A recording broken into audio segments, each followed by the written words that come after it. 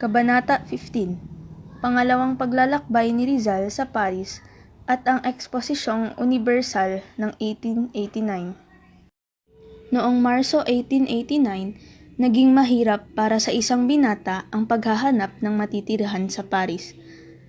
Ang nalalapit na Eksposisyong Universal ng 1889 na nakatakdang magbukas sa Mayo 6, 1889 ay nakahikayat na maraming turista, kaya lahat ng akomodasyon ng mga otal ay nakuha na.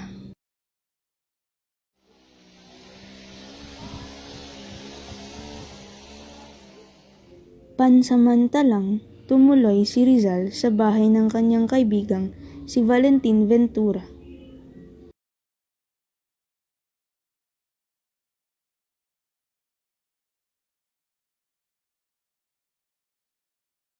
Buhay sa Paris. Mahalaga sa kanya ang bawat oras at ayaw niyang aksayin ito. Ginamit niya ang bawat oras sa masinop at makabuluhang paraan. Lagi siyang nasa Bibliotheque Nationale, pambansang aklatan, para ma-check ang mga impormasyong gagamitin niya sa paglalagay ng anotasyon sa aklat ni Morga.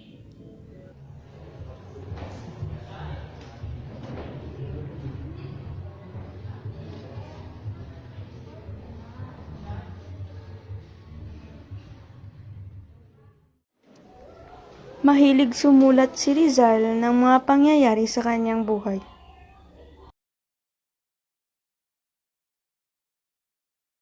Samahang Kidlat. Noong Marso 19, 1889, itinatag ni Rizal ang isang samahang tinawag na Samahang Kidlat na binubuo ng kanyang mga kababayan. Ang mga kasapi ay sina Antonio, Juan Luna, Gregorio Aguilera at Fernando Cannon.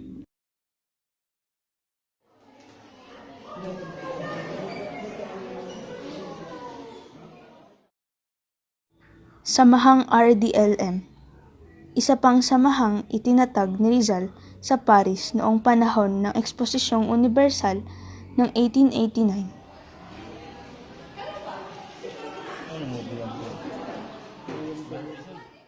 Panimulang talatang ito, tila nakita ni Rizal ang maayos na paglalakbay niya sa lugar ng Paris.